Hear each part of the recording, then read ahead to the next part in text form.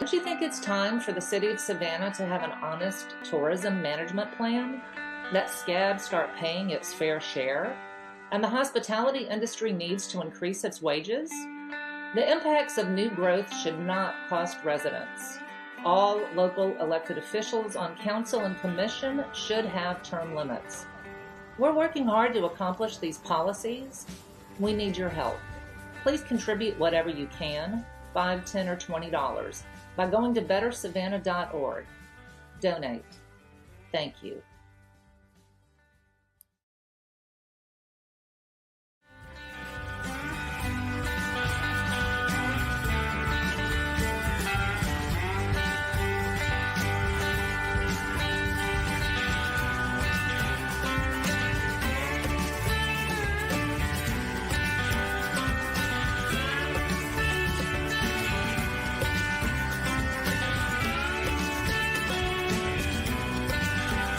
I appreciate our tourism community. I appreciate our hoteliers.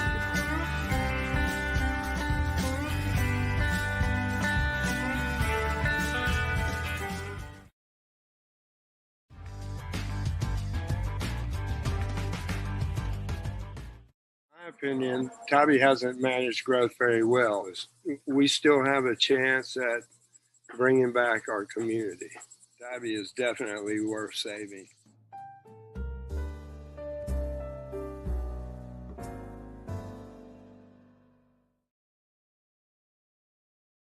The following show and broadcast is a production of Better Savannah, an independent expenditure committee dedicated to better policy outcomes at the state and local level. The views, opinions, and statements made by the hosts and/or their guests do not necessarily reflect the views of Better Savannah.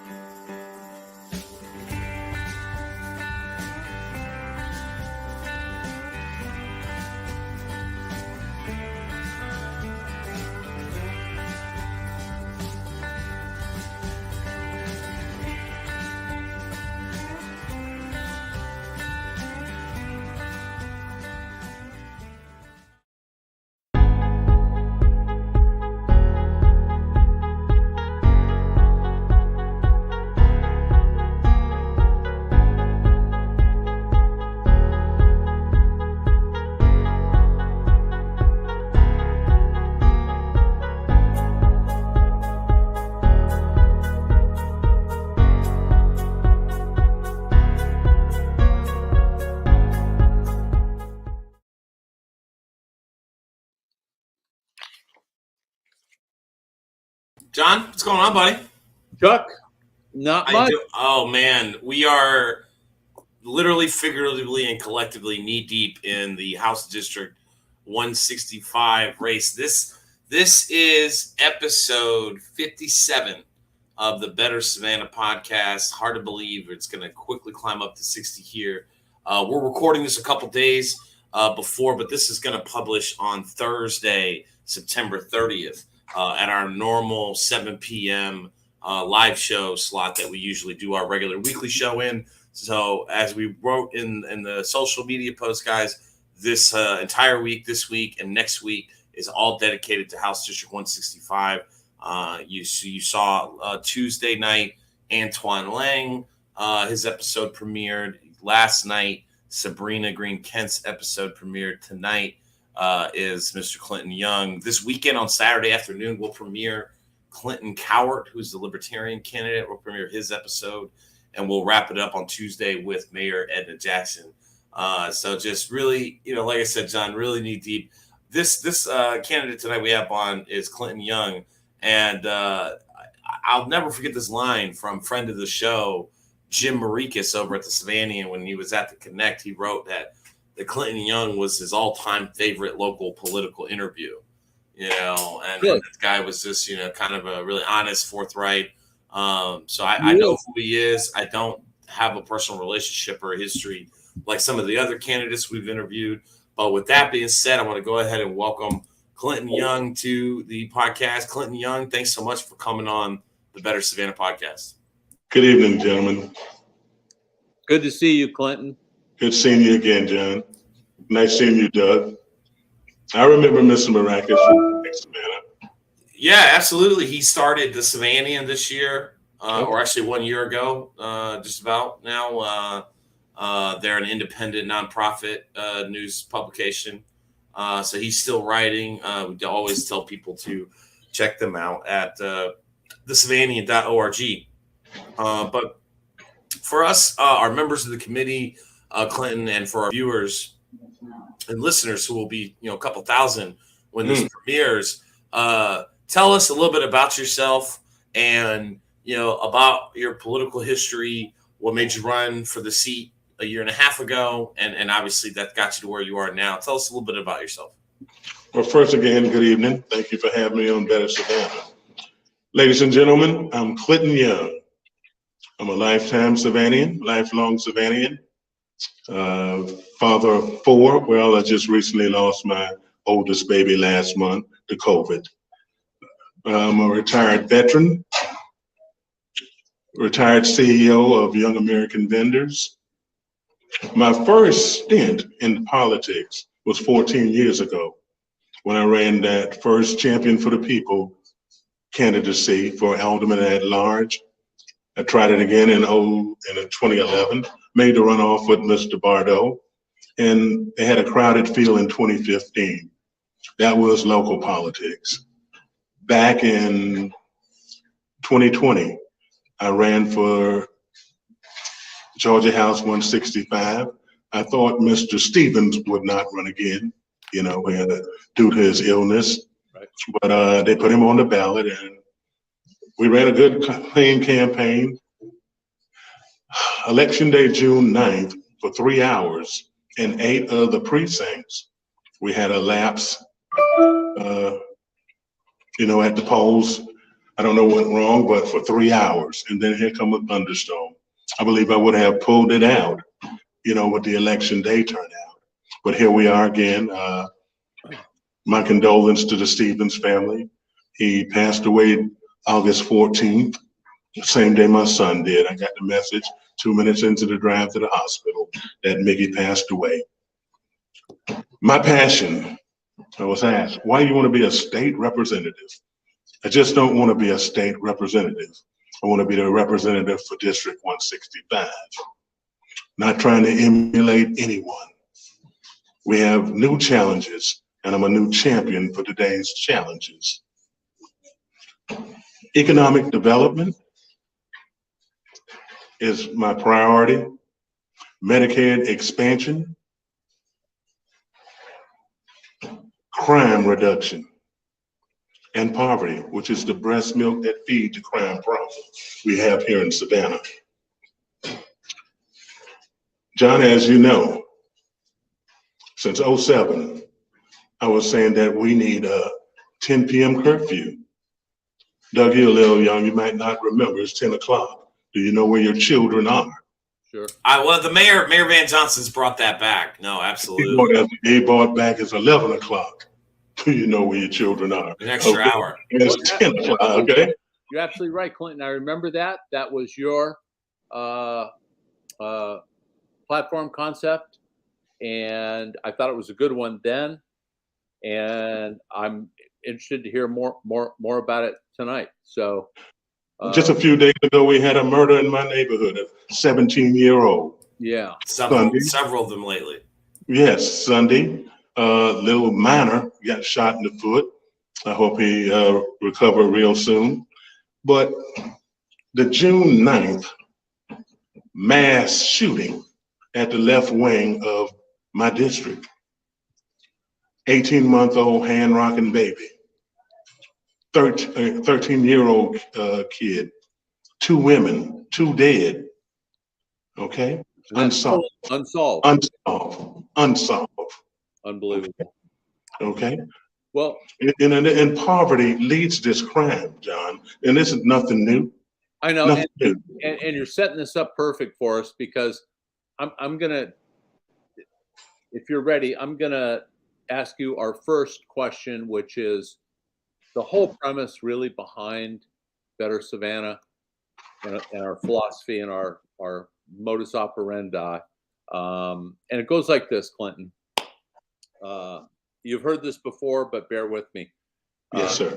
In the last 2.5 decades, Savannah has seen phenomenal growth, right? And I'm going to count them out for you. 25 years ago, the Savannah College of Art and Design probably had 1,200 students. Yes. Today they have 11,000. They've got a population larger than Garden City. Yes. Larger than Tybee, larger than Thunderbolt. The port of Savannah, 25 years ago was bringing in, 800,000 containers, TEUs. And today, over 4 million. Number one in containers. Yes, exactly. Tourism and hospitality, Clinton, for as long as we've known each other, going back 25 years, maybe 900,000 or 1 million tourists a year. Yes, sir. Now it's 14 million. So here's the question. We got all this undeniable prosperity, profit, growth. Why do we still have 27, 28% poverty today that we had 25 years ago? Sir, your answer. John, I've been scratching my head. You don't see I have ain't much more hair left on that problem, okay?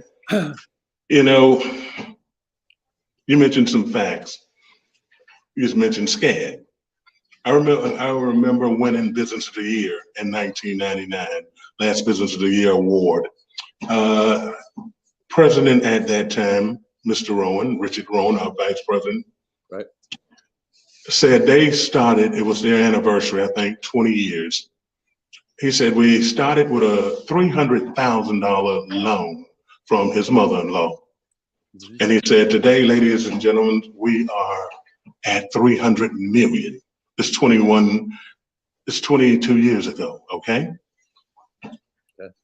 They are not channeling resources to the impoverished areas.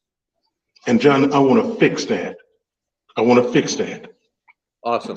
point. I want to fix that with the 2017 Tax and Jobs Act, which has given the opportunity to corporations as well as individual investors to make full utilization of the capital gains tax, which would bring these opportunity zones, to Savannah. Georgia has 87 opportunity zones. Savannah has 3. And my district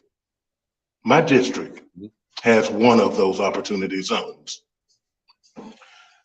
I think for the last 25 years, and it go back a little bit longer, but that's take a panoramic view of some strikeouts, okay? Yeah. And we can find out what was the root cause to us missing generational contracts. Daimler Chrysler is one. Yeah. BMW is another. Yeah. Volvo is one. And check out how we lose it and how we lost it too. We lost it to the last state in the union next to Mississippi on education. So what did they do right that we didn't? They sent out the wrong delegation. They should have sent the same delegation that brought the '96 Olympics to Georgia. Gotcha. Okay. Well, yeah, we're baffled, Clinton. I'm baffled. Yeah. I'm baffled. And I really, Chuck, has any of our prior interviews really grappled with this question well? It's kind of, you're muted, Chuck. I'm sorry about that. we're talking about I had to step away for a second. We're talking about economic development deals and why we lost them. Is that right? Yes, sir. Yes, sir. Okay. No, I think this is very unique that you bring this to the conversation. I think the delegations had a strong lacking presence in the role of economic development here locally, something Senator Lester Jackson and I have discussed at length over the last year or two. And a couple of things. Number one, South Carolina offered more incentives on a lot of those deals. Okay. We should have learned something from them. Fair point. We should have learned something. We lost 3 times to them. And now we're asking to have another cup of that leadership. You're leading into my question perfectly, Clinton. Okay, sir, I've been living here and I could not fathom how we miss all 3. We had the preparation, that big site on I-16. We have the number 1 port. Okay, we got the rail system. Okay, we have the rail. We have all the components. Clinton, I think you're preaching to the choir on this issue. We agree with you. Now, let me tell you a couple of conditions before we start a race to the bottom with the other states here. Okay, the other states and other port cities for these types of deals. All right, and I want to bring this into our second set of questions, John, around Savannah Economic Development Authority. This is a state chartered local development authority. And I want to focus on 2 principal issues surrounding SEDA because it deals exactly with what you're talking about. Okay. Number 1 is the structure of the board of directors of SEDA itself. Right now, there are 15 board members on the board, Clinton. Okay. The nominations to those seats are rotating amongst 3 bodies. Do you know which 3 those are? The same bodies that produce 28% poverty. Okay. I love that answer, John. Okay. It's the same body that has produced 28% poverty and has contributed 22.2% crime, 5 points above our neighbor Charleston. Something has to be done. And that's why they don't want to see me. When I say I'm a champion for the people, I'm a champion for the people economically, okay? As well as, we got to bring in fresh new leadership. You want a dose of that again? Well, I agree with you. And so the question is the current structure of the board, the Chatham County government gets to appoint the first member. The City Council of Savannah appoints the second member. And then the board of directors itself appoints that third member for the sake of continuity, they say. Okay? Yes.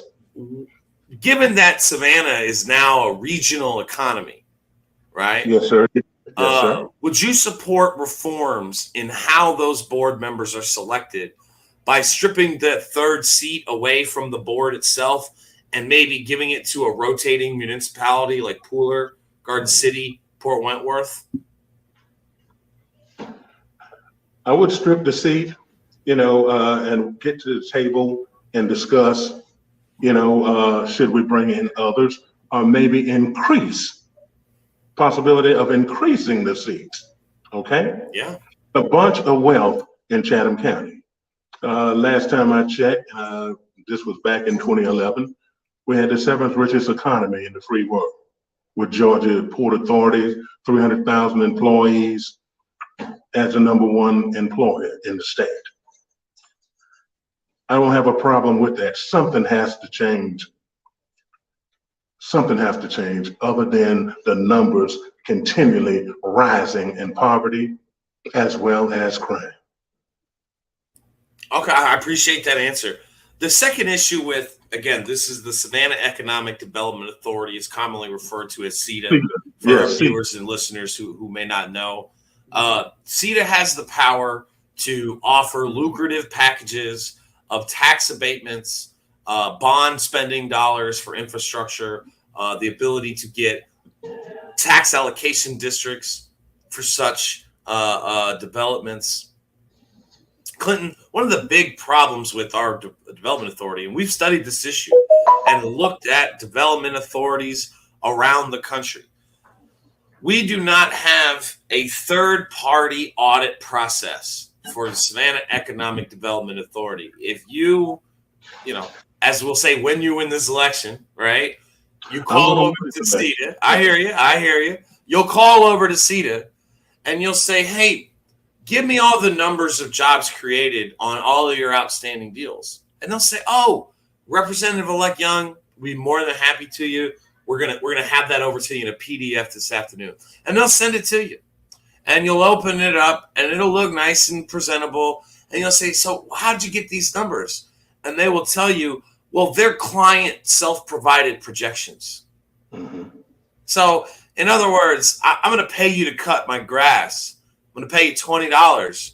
And I come home and it's only halfway done. And I got no way to get my money back, half my money back, and no way to get the rest of the job done. Right? Because I don't know that it's going to get done. Basically, there's no way to know if the grass got cut because they're hiding that information from us.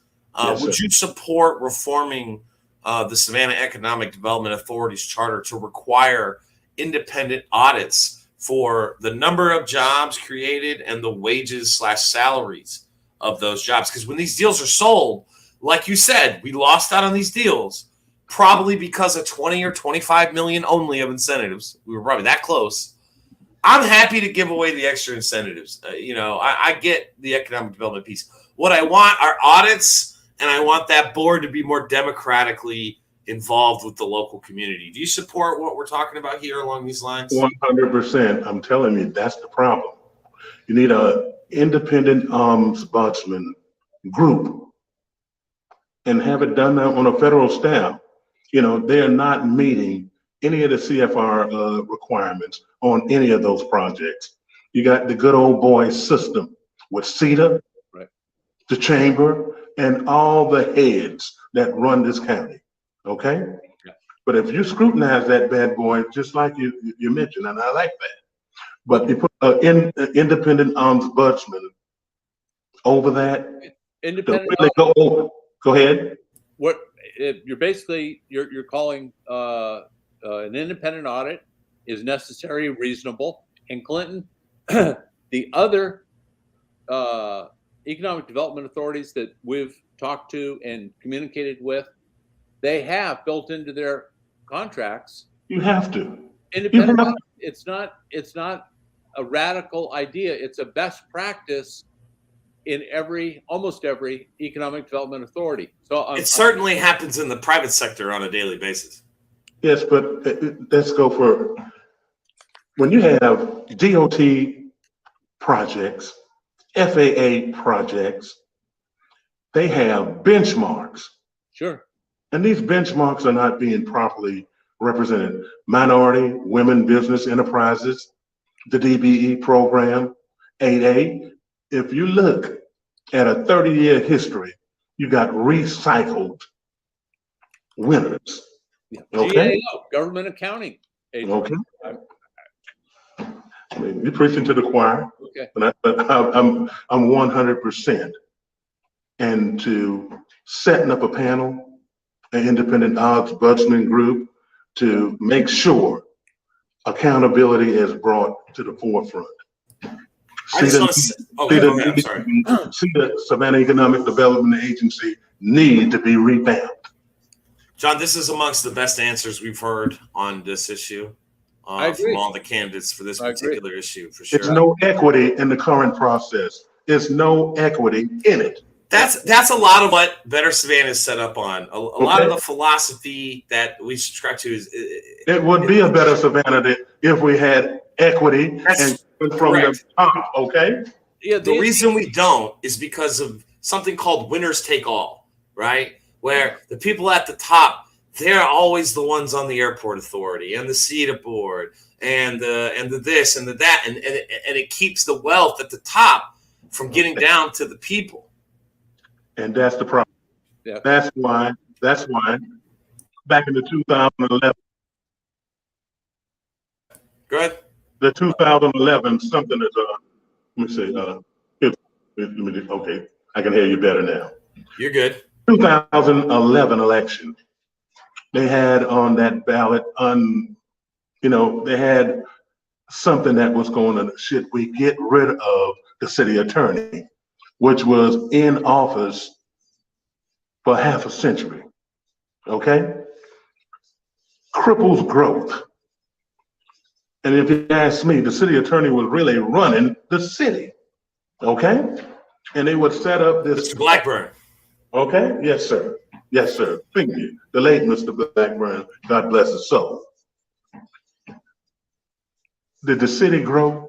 The city prospered. Yeah. Okay, and that's city issues. But what I'm saying, the same people over and over. Term limits should be on certain positions. If I don't get the job done on the state level in two-year terms, something wrong. Let me ask you. Let me ask you a question, because term limits is a big policy of ours. You know, I've often, Clinton, described the state legislature as this in-between kind of body that has to fight both in sometimes overwhelming, sometimes underwhelming federal government above, but also a tyrannical, overrunning, or underwhelming city government below and county government below. So you're the connection between the federal government and the local government on all policy and especially money when it comes to taxation for a lot of these issues. Not only will you have a caretaker role of the Savannah Economic Development Authority charter, you also have a caretaker role of the Chatham County and the City of Savannah's charter. Yes. And I want to ask a couple of questions along these lines. Do you support term limits for county commissioners and city council people? I support term limits, period. That stagnates growth, and there's no, we use the word again, no equity. No equity. And I'm asking, why would we go back that route in this race here? They're asking for a dose of that one more time. And I think you know where I'm coming from. Gotcha. I'm a champion for today's progress. Okay? Sure. I'm anxious to. And I'm fair. I'm not going to carry water for anyone. I can't be bought, and I won't sell the constituency short. I'll be fair all the way around. Term limits, I am for term limits. Great. Clinton, I want to clarify, when you ran in the last election with Mickey last year, yes, sir.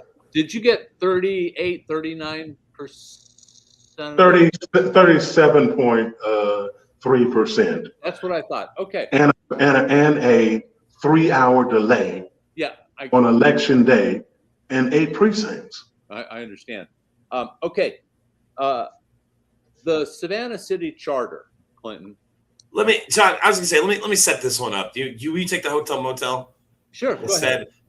In 2019, Clinton, we had what many would call a revolutionary city council election.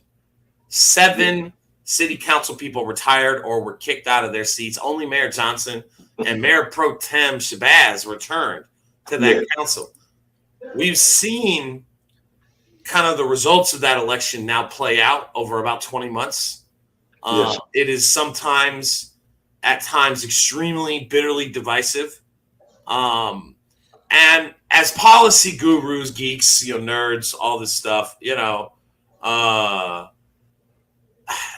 kind of view this change early on, the first 3 months, to the rules ordinance of city council as kind of the original sin. It's kind of where things broke down.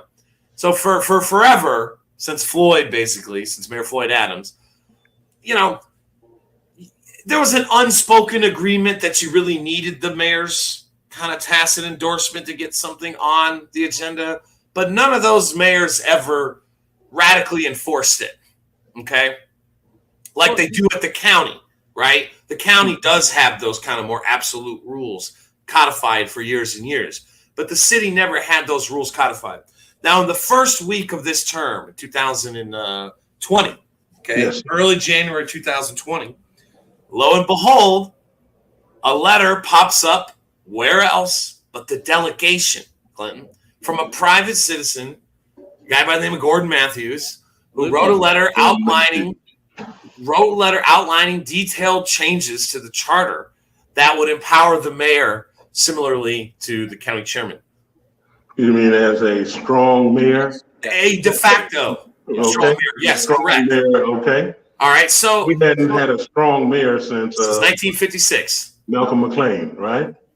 I believe he was the first mayor under the new system, actually. I don't even think he was a strong mayor. Okay, Mingledorf then. It would have been Mingledorf, yes. So that failed in the delegation. It got leaked. We got a hold of it. We made a big deal of it. Mayor Johnson said, oh, well, I don't know, Mr. Matthews. It's a private citizen. I had nothing to do with it. Fine, we'll take that at face value.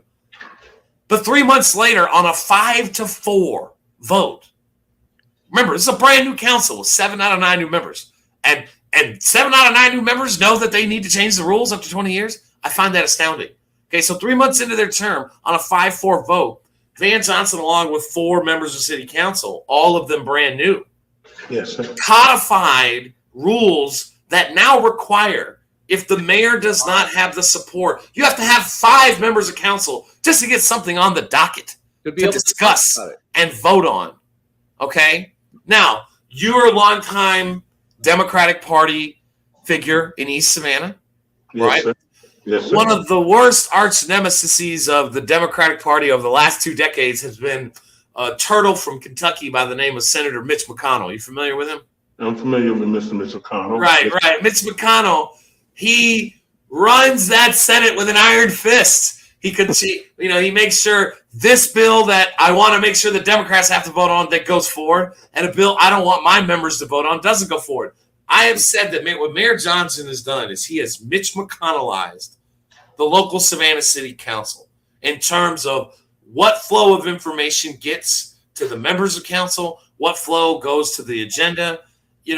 We can't even vote on non-binding resolutions. We can't even get, recognitions and honors on unless the mayor, you can't get anything on that agenda. It's borderline dictatorial in our opinion. Are you familiar with this? What are your thoughts on how city council has played out? And would you support a charter change which would override that rules ordinance and restore some democracy at City Hall? To support a charter change for City Hall, I would have to get with the delegation on an issue that big. But I do see the problem you're talking about. But the delegation must be in a line to change that. They had a hard fight getting away from strong mayor back in the 50s to the current system that we have. And I see the pandemonium that's going on down there. Well, let me take a whack at this. Go ahead, John. The inherent problem here is that the people who are unable to get something on the agenda, which are both at-large representatives and a couple others, they were all elected by their constituents to represent them at City Hall with city business.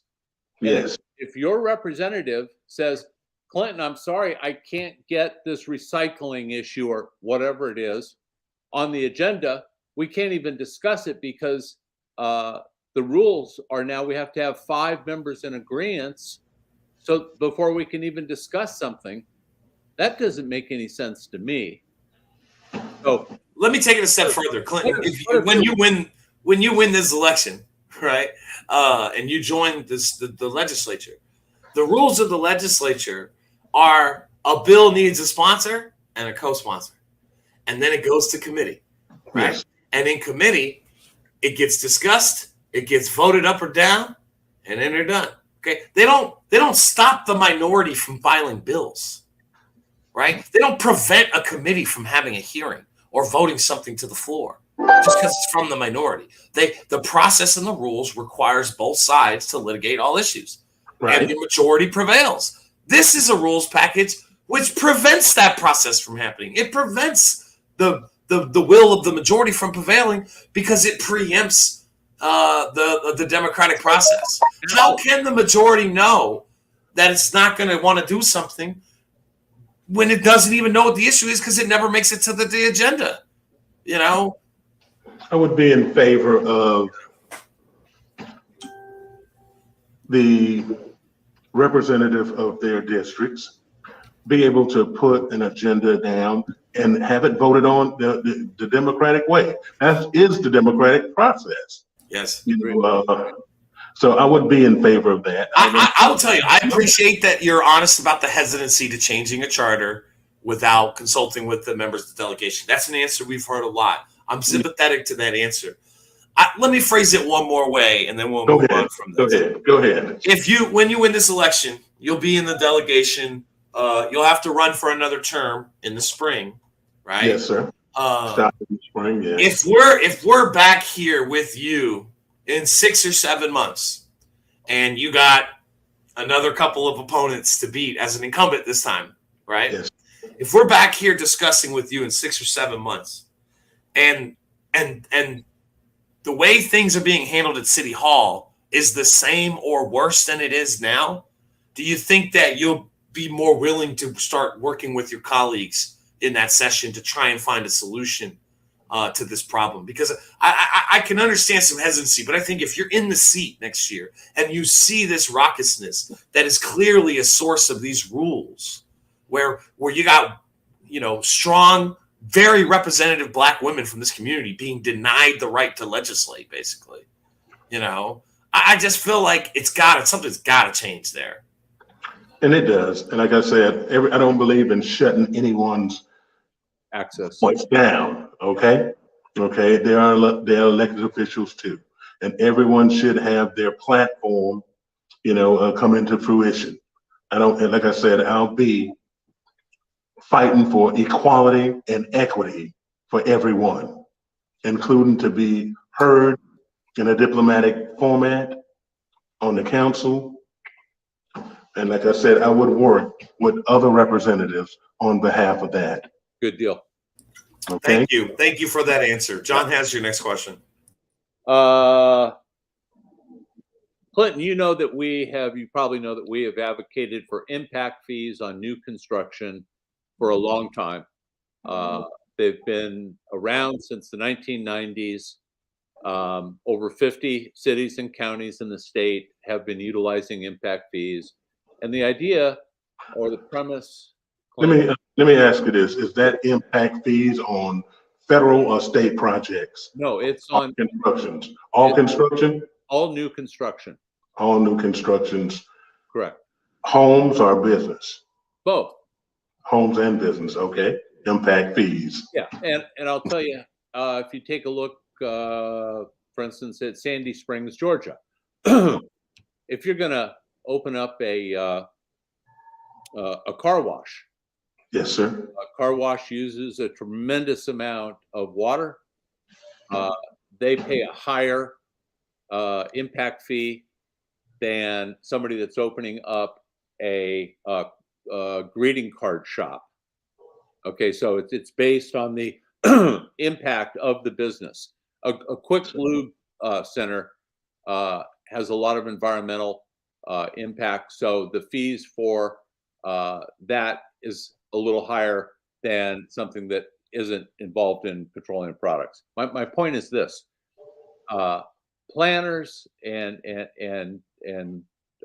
experts will tell you that the property tax base that comes from the finished construction project is enough for the M&O budget. That is, for the maintenance and operation of services needed by that business or that new home or that new condo. But there's not enough money in the property tax base to pay for libraries or capital improvements, okay, larger projects. So the current Georgia code allows for impact fees. If a city wants to adopt an ordinance and a schedule, they have the right to do that, and they have since the 1990s. So there are 3 or 4 buckets, according to the Department of Community Affairs, that this impact fee collection money can be spent on. One is public safety. Okay. One is recreation needs, ball fields and stadiums and parks. The third one is the more traditional infrastructure of roads, streets, and bridges. Yes. All right. Here's my question. Would you support trying to get behind legislation that would expand the impact fee buckets to include a new bucket, which would be affordable housing construction? I am 100% for affordable housing. And I don't think they take enough money of that impact fee for, Yeah, currently for crime reduction, such as after school programs, Saturday morning programs, and intervention and mentoring, Clinton, do you know how much the city of Savannah charges an impact fee right now? How much do they charge for the impact fee? 6%? 0. They have no impact fees. 0, brothers, 0. Well, that's why we have the problem we have with poverty and crime. Well, they depend on SPLOST, Clinton. And they got another one on the ballot on the 2nd too. Okay, another special in local sales tax, and the same people get the money over and over and over again. Okay, it's generational recipients. Like that. Legacy contractors is what we call them. It's that golden group. Legacy contractors, John. All right, Chuck, you want to take the next question? Why don't you do the hotel motel, John? Hotel motel. Okay, let's talk about hotel motel. All right, Clinton, currently Savannah collects 6% from the hotel motel occupancy tax. 6% occupancy tax. Okay. Yeah, and that's on top of our 7%, right? Because we've already got Lost and SPLOST and eSPLOST. So the hotel motel tax is an additional 6% on top of our 7%. So it's 13% on top of this with the 7. Okay. And 99% of this tax is paid by a visitor who occupies a hotel room. Remember the 14 million visitors. It's those people. It's not you, me, and Chuck. It would be if we rented a hotel room, but that's not what we do. Okay. So the state code allows for that 6% to actually grow to 8%. They can add 2% to it per year, per sale, per room sale. Yes. Okay, per sale. Okay. All right. So last year, the city of Savannah said, holy smokes, we should grab that extra 2%, and we're gonna grab it for African American tourism product development. We have to give half the money that we collect in the room tax to Visit Savannah. And Visit Savannah said, if you'll increase it to that 2%, that extra money that we're going to get from it, we'll use to develop a more robust and equitable African American tourism environment in Savannah. Okay? Okay. It did not get passed in the last session. It's going to come up in the next session to get passed again. We see no problem with charging the visitor an extra 2%. What we think, would the money go to the African American tourism? Well, hold on, you're anticipating my question. Okay. We think that to honor their pledge that if they got this extra money at the Chamber of Commerce and Visit Savannah to develop African American tourism product, that they ought to put a lot of that newfound money towards acquiring the Weeping Time tract on Augusta Avenue, where, as you know, the largest sale of slaves in the history of the United States took place in 1859. It's a sacred ground that is right now vulnerable. And would you support some of that revenue, if it passed, having to go to acquiring some of the tract of the Weeping Time property for historic preservation and future tourism product development? That's a long question, and I'm sorry. No, it's not. It's not a long question. Some of the hotel motel tax going to the Weeping Times under the Historical Preservation Act. Wouldn't the Historical Preservation Act?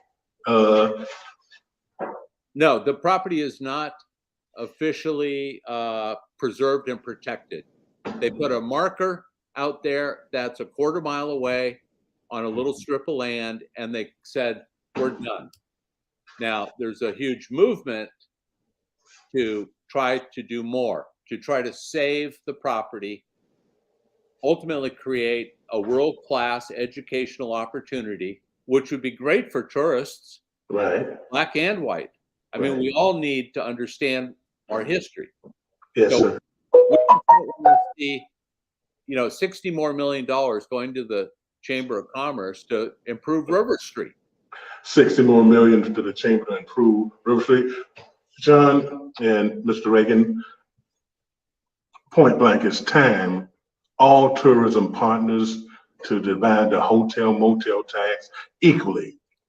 All chambers, old churches, tour companies, and communities. That's what's been lacking. Okay. Well, you think a big chunk of it going to the Weeping Time acquisition makes sense, or no? A big chunk of that money going to Weeping Times? Yeah. No, it don't make sense. Why not? It just need to be split it up equally. You don't give nobody, you got so many different entities, okay? It's state law. You can't just give all that out to Weeping Times. No one individual. Well, not all of it, but Okay. a down payment to help the Weeping Time preservation movement. A down payment to help the Weeping Time preservation movement? Yeah. That's a delegation decision. Yeah, it is. Okay. That's a delegation decision right there. That's above my pay grade right now. Okay, fair enough. But you'll keep an open mind to it? I'll keep an open mind to it. Like I said, we're fighting another battle right now. The fair and equitable distribution of the tax, period.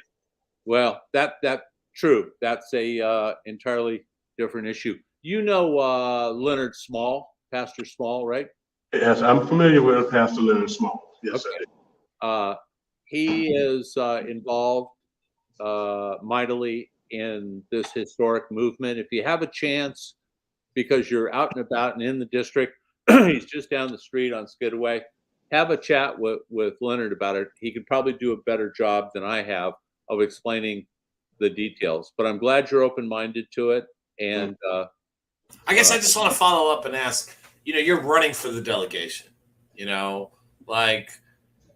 I'm running for 165, and I'm working. You're running for a seat on the delegation, yes, and you will have great influence. We're not asking you to commit to getting something done. We're just asking for your position as somebody who would be in the position to influence the other delegation members, because we'll be sending up policy representatives to brief the delegation on this issue when the city requested, just like we did last year. We sent somebody up there and they argued against it and the delegation turned it down. So just your position on, equitably using some of the funding from the hotel motel tax to secure one of the largest, historic preservation projects in the city. Well, let me be fair to myself and to everyone listening. I have to review a master plan for the cultural heritage community, including the Weeping Time. Let me review it, and I support it, but I want to look at the master plan. Okay. I appreciate that answer. I want to move into one of the issues that's very unique to Savannah, and that is the issue of nonprofits and excessive land holdings. Okay. Land holdings. We have one particular nonprofit in town, Savannah College of Art and Design. They own in excess of $350 million of property in which they do not pay taxes on. We are still hopeful that they will, on their own, come to a pilot payment in lieu of taxation agreement with the city, the county, and the school board. But until such day, would you support granting or clarifying that the city of Savannah has the power to require private colleges located within the city limits and having a student body population of at least 5,000 or a certain square footage amount, whatever metric you want to call it? Would you be in favor of granting or clarifying that the city has the power to require those institutions to provide their own fire and police services? Don't they already? No. They've got a security department. They have a small security department, but that's not a police department. There are hundreds of calls for service every quarter. Hundreds. Police and fire routinely go to their residential halls. Routinely. You see, Clinton, since they're tax exempt, they don't pay. They owe $5 or $6 million a year in property taxes, which they don't pay. But they get fire services and they get police services. And before you answer, Clinton, I will just say that another principle of Better Savannah is we're big on economic equity, but the other principle is about the economic principle of diminishing returns. So in 1978, when Paula Wallace and her parents started SCAD, yes, that arrangement made perfect sense. In 1988, it made perfect sense. In 1998, made perfect sense. Hell, even in 2008, it made perfect sense. We were in the middle of a recession, right? Okay. But over the last 5 to 10 years, specifically the last 5 or 6 years, John, I'd say, SCAD has long passed their point of diminishing returns. There is nothing more that SCAD can return to this community than they already are. So when they grow from here on out, from 5 years on out, it's a net burden to the taxpayers because they do not pay enough into the system. Now, they will say that their economic impact is $400 million or whatever, something like that, right, John? $700 million. $750 million. $750 million. Okay, but let me just break that down for you. Okay, let me get my calculator out. The city collects 1% on lost. Okay, all right. So $750 million. Let's say $750 million is getting collected or getting paid in this market. That's $7.5 million, right? We spend $7.5 million in easements, favors, and BS for SCAD every year. It doesn't, they're not doing enough to pay for the things we do for them and the basic services that they absorb. They're getting a free ride in a certain framework. Let me restate this. They have 11,000 students who all require that they use the streets, they use the transportation occasionally. They're not counted in our population numbers, Clinton. We got 145,000 residents. We got 11,000 SCAD students on top of that. Let me go back on something. It's $750 million statewide. Right. Not locally. It's not so let's assume half of that is spent in Savannah. Okay. And that means that Savannah's collecting $3.25 million. That's not enough to cover the costs that they bring to bear. So what we need from the state is some teeth, Clinton. A workaround. We need the state to give the city the power to say, look, you got to start your own police department or fire department. Now, Clinton, do I personally want to see them do that? No, that's stupid. But I feel like unless the state gives us the power to make them do that, then they won't come to the table and drive an equitable deal as a payment in lieu of taxation. Let me give you an example. Harvard University, one of the most world-renowned educational institutions. Okay. It's a nonprofit private university in Cambridge, Massachusetts. They don't pay any property taxes. every year they cut a $14 million check to the city of Cambridge. Okay? Because they realize that they bring an impact to citizens of that community who aren't benefiting from the presence of Harvard being there. Everybody in Savannah ain't benefiting from SCAD being here. Not to the same effect, not to the same degree. But if they were making a payment in lieu of taxation, then that money would be democratically doled out by city elected representatives. There would at least be some democracy in it. So what do you think about that? You don't have to commit to that specific policy issue, Clinton. But what do you think about the issue we're describing at large? At large, I think it should be put on a referendum at least, and let the citizens of Savannah vote on it. Okay. And vote on that, a county-wide vote. Be willing to do that, that's fair, because they're gonna look at SCAD. I'm gonna call out. So Jay Jones, you got a show tomorrow night on Friday nights. Chairman Jay Jones, chairman of the Democratic Party. The Democratic Party has the power to put that ballot non-binding question on the countywide ballot. The Republican Party could follow suit. And next spring, John, we could have a bipartisan non-binding referendum that says, should SCAD pay taxes? Now, there would be no legal action from it, but that would be a Democratic point of leverage where 60% of the county says they need to be paying taxes. Maybe that will drive everybody to the table. I think that's a decent point, Clinton. What it's gonna do, people are gonna look at it like, public universities. It's a private university. Right. They look at that like public school, as well as Savannah State and Armstrong, Georgia Southern, Savannah Tech. They're going to look at them like that on that basis. So we have to put that on a referendum. I wouldn't want to shoulder that without it going to the delegation, and we put that where that's a county-wide vote, and it probably go out on the 2024 general. Yeah, well, I'm bet you that would be easily passed. By the way, I just looked, and Harvard has 22,000 students, so they have twice the number of that SCAD has. But Clinton, the other thing that we can't calculate, and it's bubbling up pretty intensely, and that is the gentrification factor of SCAD. And wherever they go and build multi-million-dollar dormitories or buildings, lecture halls, the surrounding neighborhood, whether it's Cuyler Brownsville or West Savannah, it has a terrible spillover effect in pricing effect. And because there's not a high enough homeownership rate in these communities that could enjoy Stevens Day, the property taxes skyrocket in the neighborhoods where these developments occur.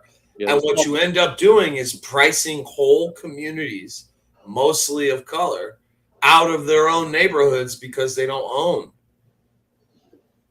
So that's just so that's the point. We need money from SCAD to offset these mitigating issues. Their very growth is hurting our community.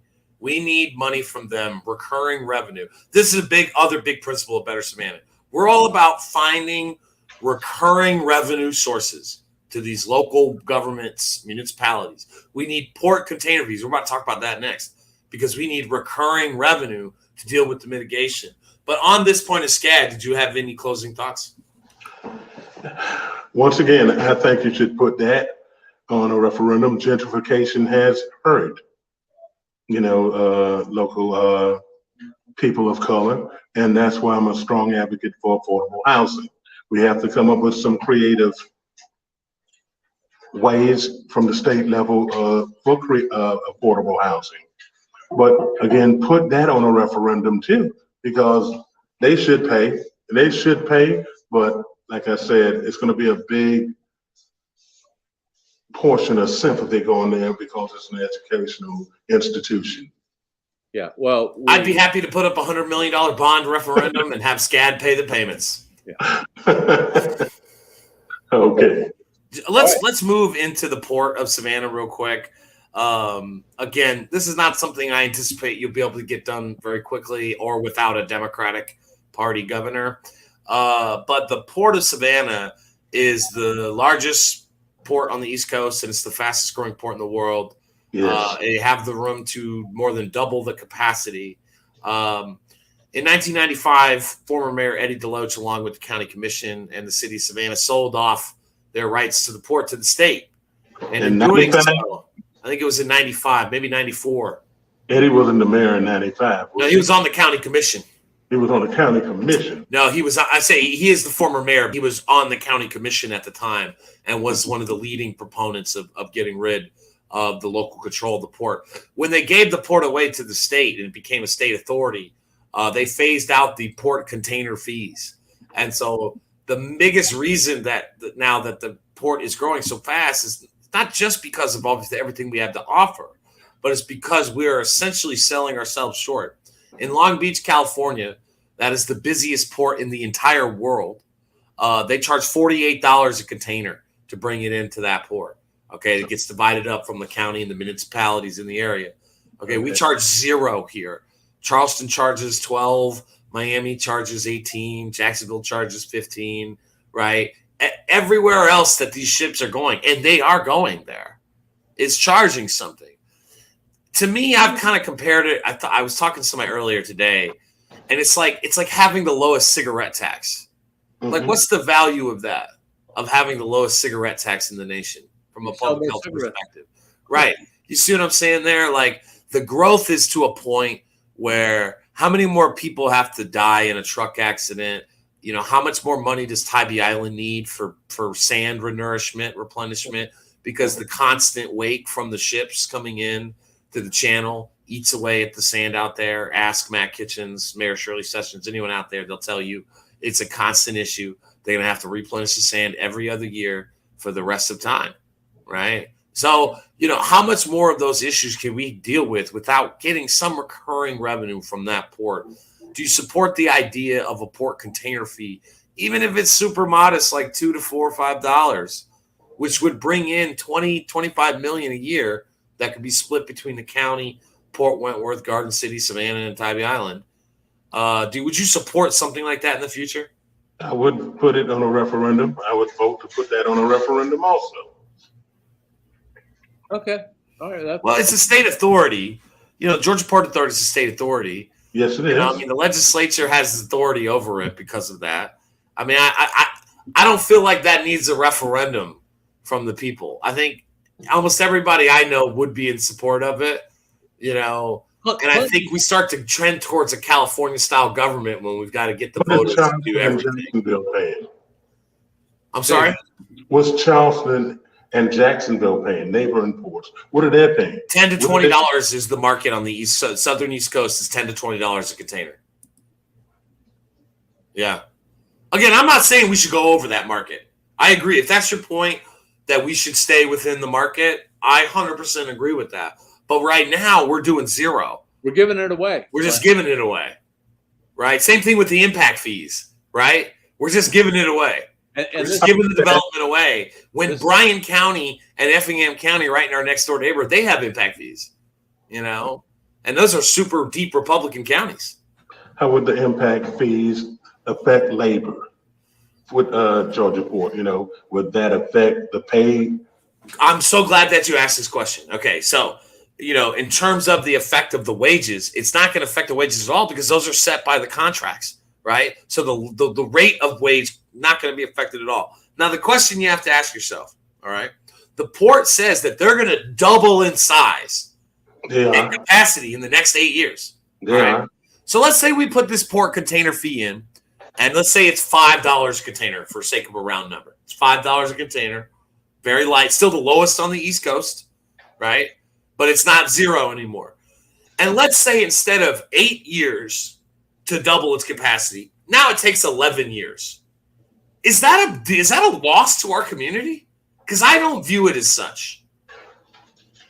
Your thoughts?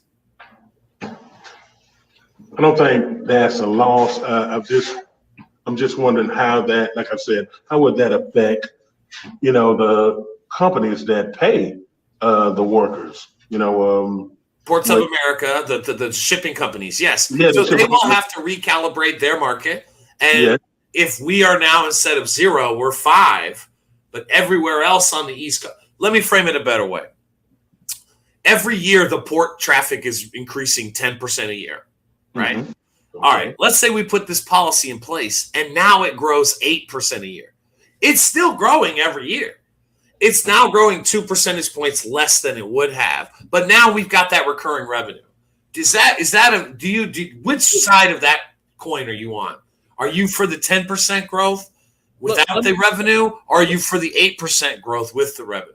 Let me interject before you answer that, Clinton. Think back to our baseline premise that we've seen massive growth over the last 25 years, and we still have the same poverty level.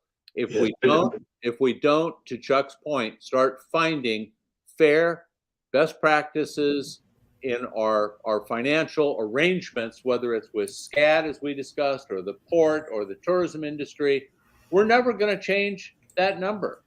So we're not asking to implode business. We're just asking them to pay a small amount to help our community. And the community is who you represent. I would be in favor of that. We just don't want to get in a bidding war with our neighbor.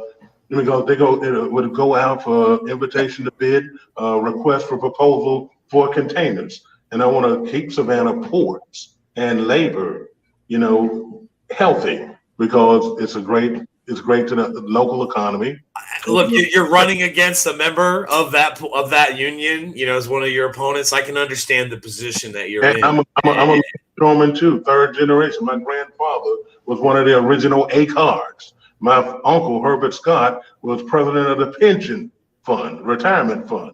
So I'm a card-carrying longshoreman since 1990. Wow, I told you this the other one of the episodes we recorded recently. I told John, I said, one thing that's changed about Savannah politics in the last decade is that 1414 has a lot more people in politics now than they did. 1414 is, in my opinion, I said this in 2011 to them, that they are the sleeping elephant, okay?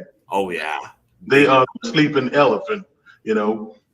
If they touch one person on the left or right, they can change the dynamics of local and state politics, okay? I'm a proud member of the 1414. Awesome. Go ahead, John. Well, honestly, Chuck, I think we've... Well, I just want to circle back to some state issues, and close this out with that, Clinton. You mentioned Medicaid expansion at the top of the broadcast. This is the #1 priority for the Georgia Democratic Party. It's 220,000 Georgians statewide who would get access to Medicaid under the expansion. Yes. In Chatham County alone, we're talking about 7,000 to 9,000 people. Yes. Excuse me. We're talking about 7,000 to 9,000 people locally that will get access, not to mention that the jobs that will have to be created to service those new people getting health care. Yes. Right?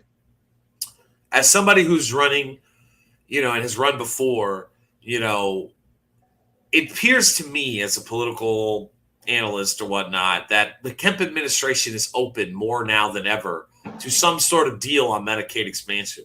Where do you think your leadership can fit in with Leader Beverly, the chairman, the rest of the Democratic caucus leadership to try and deliver a big win on that issue? I'm 100% for Medicaid expansion as well as reform. 2 issues about the Medicaid reform and expansion. House Bill 1114, championed by Hall of Fame legislator Miss Mabel Thomas. They call her Mabel Thomas. That's right. Thomas up there. She championed that House Bill 1114, and it's really dear to me. My late wife, Cheryl Thomas, no kin, birthday 1114. House Bill 1114 was for mother-infant mortality. Georgia, a woman of color, 4 times as more likely That's right. to lose their life, in a situation like that. 60% of the incidents are preventable. The preeclampsia, toxemia, pregnancy-induced hypertension, the cardiovascular issues, the hemorrhaging, what happened to my wife, preeclampsia and the hemorrhaging, what put her in a coma for 11 days. She delivering the baby, 1 pound, 7 ounces, okay? I lost my wife in 2000 from those injuries. Okay, so we need to increase the funds. And it's even worse in the rural parts of the state, even worse. Yes. Okay, so that I would be for that, as well as I just witnessed last month 16 days in the war zone in the intensive care unit with my baby fighting for his life with COVID. We need to support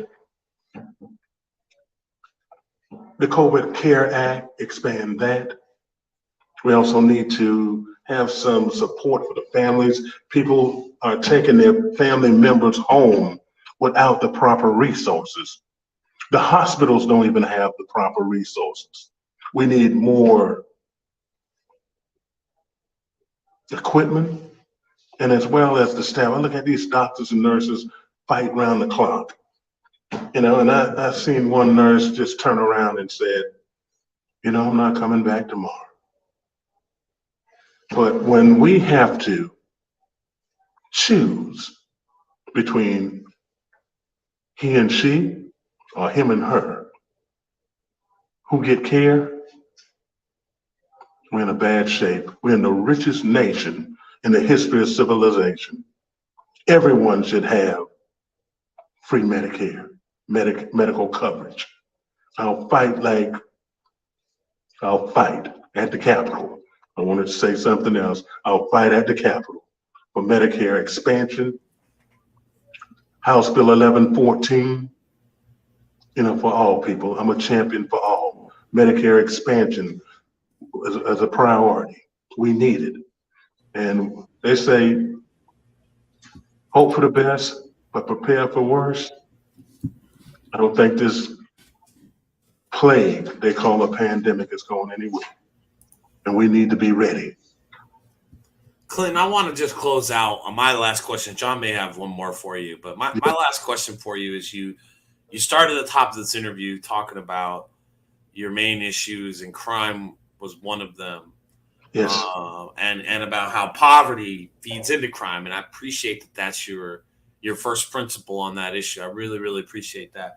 One of the biggest statewide issues that has direct, serious implications for Savannah and Chatham County is actually a bill authored by one of your would-be colleagues, the chairman of our local delegation, Representative Ron Stevens. And Clinton, I'm speaking of the idea of casino resort gambling in Georgia. Ron Stevens' bill would allow 3 areas: downtown Atlanta near the Phillips Arena, downtown Savannah, Hutchinson Island, or 95 on the corridors of Savannah, and the Golden Isles near Brunswick. Yes. With a city with 28% poverty that hasn't been able to move the needle for 2 decades, and a region that's rapidly growing, what is your position on casino gambling in the future that in the area you'd represent? Don't forget to throw horse racing in there too, because Fair mutual betting. That's correct. They're proposing horse racing in that. That's gonna. I think they're gonna take the same chapter from Governor Zell Miller when they came out with the Georgia lottery. They put that on a referendum. You're gonna hear a lot. Yeah, it'd have to go on referendum because it would change the Constitution. No, for sure it would. Yeah. But remember, you as a member have to vote first to get it to a referendum. So There's some responsibility. And let me just tell you plainly, the Republican Party does not have the votes in the legislature to pass it by themselves. Okay, no, there's too many hardline conservatives from rural areas who are morally and spiritually against, casino resort style gambling. Look, I for one if you guys want to make it so that I can bet $10 on my phone for the Falcons to lose every week because I know they're going to lose, I'm happy to have you guys do that. Okay, that's not a big deal to me, right? But if you're going to put a casino where people can go, with bells and whistles and spend their whole check, I think that's a recipe for disaster potentially in Savannah. With the sole caveat of the only good thing it would bring would be another hardcore union in town to complement 1414 because the casinos don't play about unions. Well, I tell you like this. If it does pass, they need to take the revenue and put it toward health care. But I just want to pin you down on this. Will you vote to put it to a referendum in the legislature if you're? Yeah, I would vote to put it to a referendum. Like I said, a lot of folks are saying that's going to bring jobs, but I know what it does bring. Along with gangsterism come all the vices, robbery, prostitution, and all the caveats, okay? And that will contribute to crime, and it'll keep a lot of people poor. You might see them shaking, but look at little Billy and little Susie. Billy quaking, okay? It's gonna make some hungry children. A lot of kids go to bed hungry, and mom and daddy losing all their money. But you put it on a referendum because a lot of people looking for those money. Remember, when you put it on a referendum, we're letting people in Atlanta decide for the future of Savannah. It's a statewide referendum. I want you to be clear about the role of the state rep. If you vote to put it for a referendum, there's a school of thought in arguing politically that you supported it no matter what, right? Because again, it's a statewide referendum. If Chatham County votes it down 70-30, but Atlanta votes it up 70-30, we're gonna lose. And then somebody's gonna have the legal right to develop a casino in this area. And I just feel like anybody running for the legislature right now, there's a couple of litmus tests that they need to answer. And this is one of them. I just think that you'll be responsible if it goes to a referendum and passes and you voted to put it for a referendum. Whoever votes for that referendum will have been responsible for the future of casinos. Just my opinion, though. Okay. This is one of the only issues we have a disagreement on, by the way. And you're not the only candidate that has this position either. So I don't want you to feel alienated. It's just a position that we feel Savannah cannot absorb. We don't need no more crime. Like I said, we don't need any more crime. We sure don't. John, you got anything else? There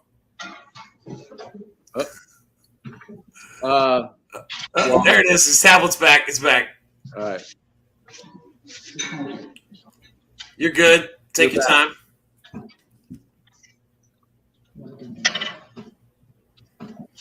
You're good. Take your time. How you doing? You're good. Can you hear me? Yeah, absolutely. Yeah. 100%. You're good. Don, did you have anything else for Clinton? Please excuse me. Can you hear me? Yes, sir. You're good. Yeah, we can hear you. You hear us? Can you hear us, Clinton? I can hear you loud and clear. Can you see me? Tommy? Yes, sir. We're back in business. We're good. Absolutely. John, did you have anything else? No, I just we'll talk after the interview a little bit. But of course, I'm going to point out is that I find Clinton receptive to thoughtful. Yeah, and he also he's playing it kind of safe by saying he's going to let the people decide it. And you know what? That's an okay answer. I'm a believer in referendums being from California, and if the people want to go, sorry, Clinton. If the people want to do that, they want to legalize marijuana, they want to freeze their property taxes. More power to them. So I'm just pointing it out that the other four individuals did not take that tack. It's not a bad tack. Matter of fact, I think I just said it's a strategic position, and it's not a bad answer. Anyway, I'm just delighted that Clinton could get with us. And absolutely, thank you for setting it up and making sure that you could get with us. Could you tell us? And I'm gonna create a banner to scroll on the bottom here. Our viewers and listeners, how to get in touch with you, find out like a website or email, just so that people can maybe support you. Go ahead. Email championforthepeople@gmail.com. With the 4 FOR or with the number? No, 4? with the number 4. All right. Championforthepeople@gmail.com. Yes, sir. And I'm on Facebook and Instagram. You want to put your phone number out there, Clinton? Yeah, my phone number is 678-467-3357. And then closing. Do that phone number one more time. Area code 678-467-3357. In a minute, Clinton, that'll crop up at the bottom of the screen. There it is, like magic. All right, like magic. Well, gentlemen, I really, why don't you really give us, please give us your thoughts and conclusion here. I'm glad to have been a guest here tonight. And it's my closing statement. I'm a candidate that's ready to serve. I am ready to serve for these new challenges, same old problems. But I will bring integrity to the office, accessibility to the office. I would not do anything to affect families without having an input from the constituency. In the multitude of counselors' wisdom. And I look forward that we will have satellite offices for all the neighborhood association presidents. And we welcome Better Savannah to take part of it too, okay? Yeah. But my job is economic development.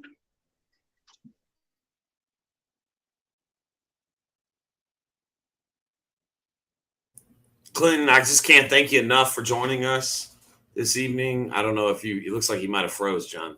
Yeah, I think we may have lost the connection, but it's a good time to lose it. I think he got his point across for sure. Yeah, got his point across, and I thought that was very thoughtful. I agree with you. Can you hear me? Can you? Oh, yeah, there he's back now. Go ahead and finish your thought. Well, testing 1, 2, 3. Yeah, there he is. Okay. I'll be at the forefront at the Capitol with the people on my mind. I'm ready to serve. Ready to serve as a champion of all people. Well, there you have it, folks. Clinton, thank you so much for joining us. That's your third candidate that we'll have interviewed, published on the page here. Again, you saw Antoine Lang the other night. Last night, Sabrina Kent's episode, and tonight you saw Clinton. So again, Clinton, I can't thank you enough. We wish you the best of luck, and stay safe and keep campaigning hard right up until the end, okay? Thank you very much, gentlemen, for having me. Good evening. My pleasure. Have a wonderful night, okay? Oh, man, that was amazing, John. I mean, he really is fascinating. Let me fix the presentation here. Yeah. He's really a fascinating guy. He's a veteran, a 1414 member. Yeah. I saw some very progressive strengths and some moderate, what you might call wisdom. Yeah. He's been around. He's still a relatively young man. He's an Army veteran. He's a small business owner. He came up in the streets and made something of himself. He's a self-made man. All those things are, I think, strong attributes for any candidate to have. But I made the comment earlier. I think that notion of letting the people decide the issue is a very practical position to take, because a lot of these issues, the people should have a right to decide it. I guess what I'm impressed by is he's willing to put a controversial issue out there for the people to decide. And sure. for years, we've had people that represent us that don't even let us get to a vote on something. So, like Mayor Van Johnson. Yeah, a rules package. If it can't get out of the delegation, it doesn't get heard. So the overarching thing is, it seemed to me that he would be thoughtful, considerate, and go with the will of delegation, particularly urging them to let the people decide the issue and not. Yeah. I mean, there are some answers that left a little to be desired, but I for sure put him in the top one or two that we've interviewed thus far. Again, this is the third published episode of these interviews. We got 2 more to go. Saturday will be Clinton Cower, and next Tuesday will be Mayor Jackson. And we've already completed those interviews. And I can say without a doubt, I mean, I really enjoyed all of these episodes so far, recording them. Yeah, but in indeed. terms of the answers so far, I would say Sabrina last night and Clinton tonight seem to have been, amongst the strongest answers on our questions. Well, let's just say, I prefer to say, Chuck, that they were the most direct answers. I think what we saw. Yeah, that's what I'm looking for. Yeah. It's direct and honest. Yeah, two of the candidates that we interviewed, and I'm sure we'll discuss this in a future show when next Thursday when we do our wrap up of it. Absolutely. But those were skilled people with a lot of history in politics and service, and they know how to dance real well. These younger, newer candidates, man, they're raw. It's like the director's cut. You get to see the real deal.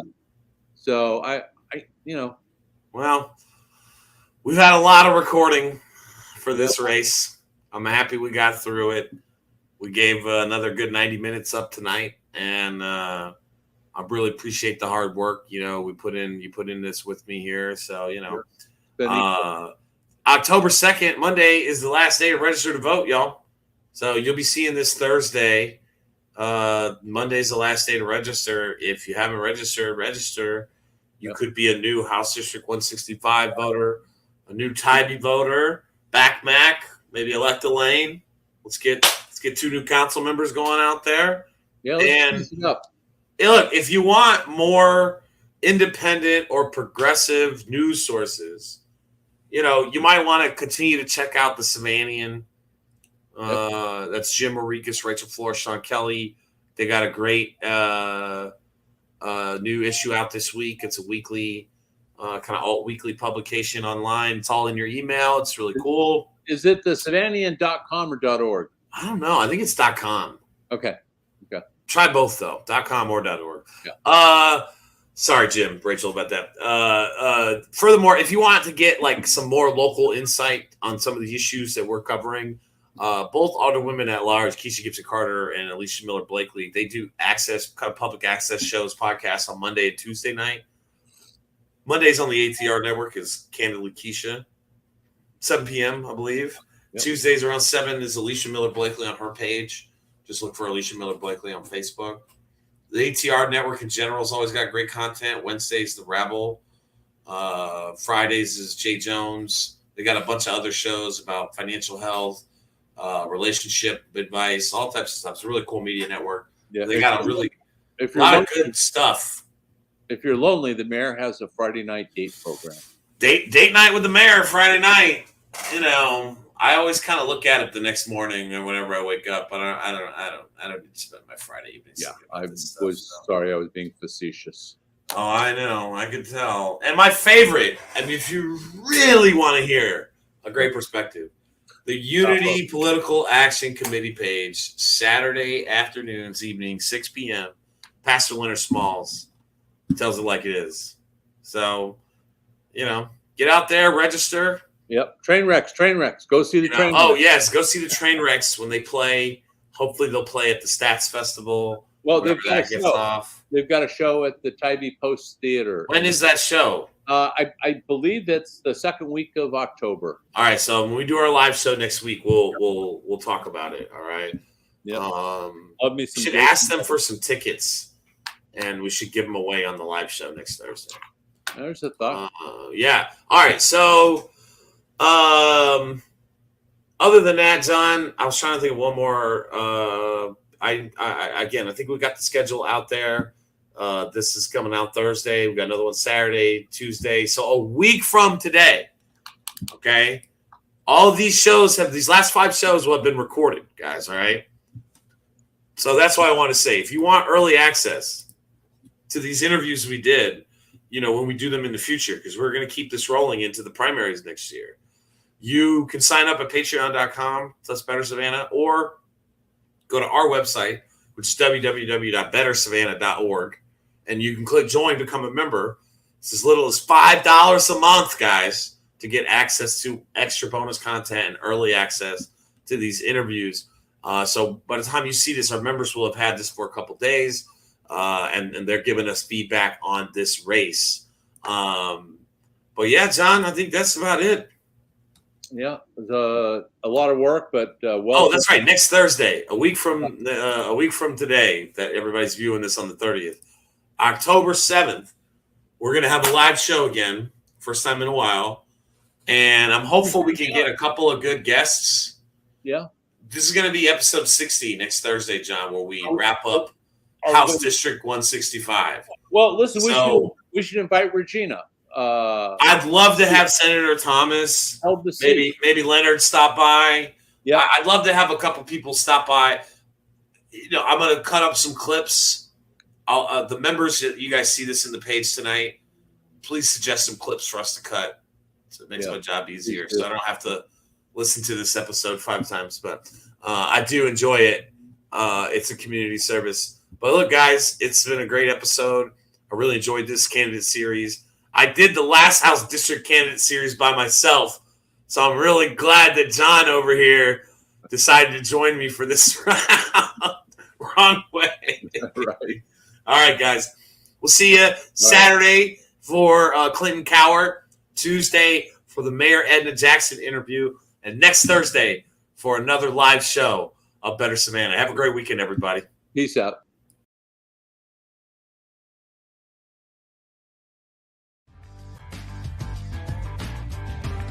Say they're tired of SDVRs. The kind of community we want can't live here.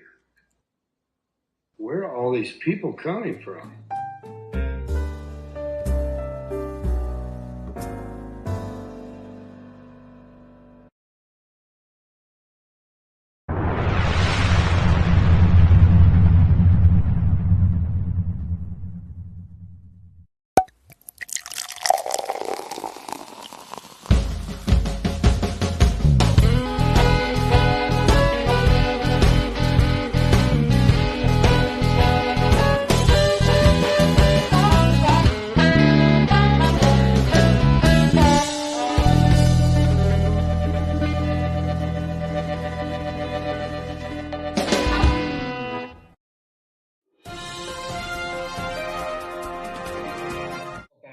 This is the Council of Change, and we are bringing that. Today is delivery day. We're out here delivering the pilot to-go cups. So I'll see you all out there. I'm going to go rock this delivery. Come out and enjoy the aluminum to-go cups, and we'll be launching these bad boys next week. I'll see you out there soon.